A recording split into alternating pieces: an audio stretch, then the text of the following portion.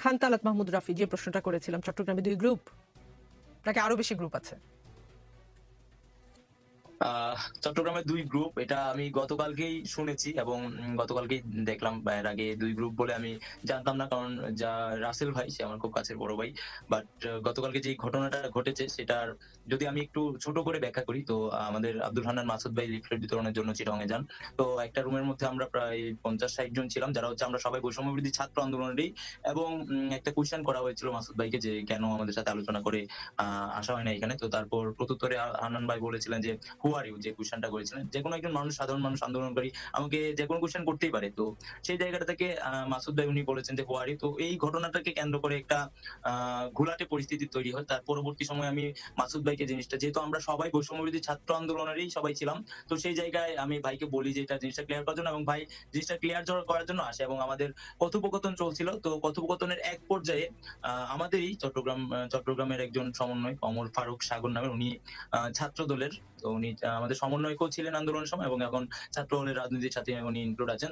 তো উনি কয়েকজন নিয়ে ঢুকে এবং পরবর্তীতে আমি জানতে পারি যে এখানে নাকি কে বা কারা বা জানি না, যে কেউ একজন ফোন দিয়ে বলেছিল যে এখানে ছাত্রলীগের মানুষজন আছে যারা হচ্ছে এই তারা এইখানে তো একটা আপনার বিরুদ্ধে বিশৃঙ্খলা পরিবেশ স্লোগানও তৈরি করছে। দিচ্ছিল। অথচ এটার ভিতরে রাফি, ভিতরে তারা তো আমি ছিলাম, আমার সাথে আরো মানুষজন আপনার ছিল, বিরুদ্ধে সবাই ছিল স্লোগানও এবং দিচ্ছিল। মাসুদ ভাই ছিল।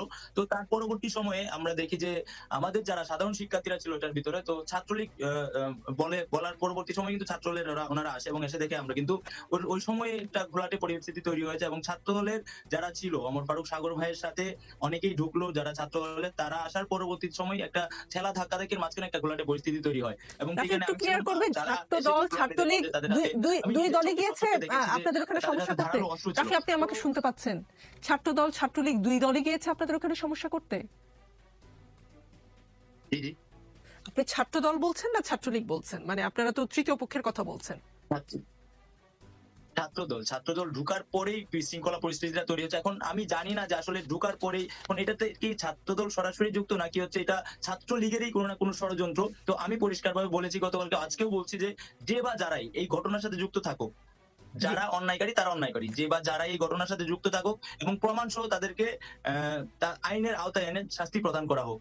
কোনো অন্যায়কারী, সে ছাত্র দলেরই হোক, সে বৈষম্য বিরোধী ছাত্র আন্দোলনেরই হোক, সে যে কোনো দল, যে কোনো মতেরই হোক, কোনো অন্যায়কারী যেন কোনোভাবে রেহাই না পায়। তো গতকালকে যখন পরবর্তী সময় আমি প্রেস ব্রিফিং এ যাই, আমি যাওয়ার আগেই শুরু হয় যে প্রেস ব্রিফিং, আমি যাওয়ার পরবর্তী সময় দেখা যায় যে প্রায় শেষের পথে ছিল, কিন্তু ওই জায়গাটা এমন একটা পরিবেশ ছিল যেখানে আমাকে কথা বলার সুযোগ দেওয়া হয় নাই, বা আমি কথা বলতে পারছিলাম না।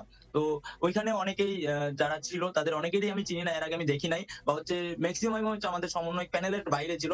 এবং সেই প্রেস ব্রিফিংটাতে গিয়ে আমি কথা পর্যন্ত বলতে পারি নাই, আমাকে কথা বলতে দেওয়া হয় না এবং এক পর্যায়ে অন্য একজন মানুষ আমার দিকে তেড়ে আসে, আমি জাস্ট হতবাক হয়ে যাই। আর পরবর্তী সময়ে মানে চাঁদাবাজ বলে স্লোগান দেওয়া হয়। আর বিগত কিছুদিন আগে দেখেছেন যে দ্য ডেইলি বাংলাদেশের একটা অনলাইন পোর্টালে আমার রাফি, বিরুদ্ধে আসলে সময় শেষ, 32 যদি কোটি দ্রুত টাকার শেষ অভিযোগ করতেন। উঠে সেটা পরিষ্কার করেছে এবং তারা বলে দুঃখ প্রকাশ করে নিউজটা ডিলিট করে দিয়েছে। তো তারাই আবার কারা ওখানে যারা ছিল তারাই আবার একটা বিশৃঙ্খল পরিস্থিতি তৈরি করে এবং পরবর্তী সময় আমি কথা বলতে পারি না। যারা মিডিয়ার লোকেরা ছিল ভাইদেরকে আমি বলছিলাম এবং এক পর্যায়ে ওই রুমের লাইট গুলা বন্ধ করে দেওয়া হয়, শুধুমাত্র ক্যামেরার লাইট গুলা ছিল আর ক্যামেরা গুলো অন ছিল।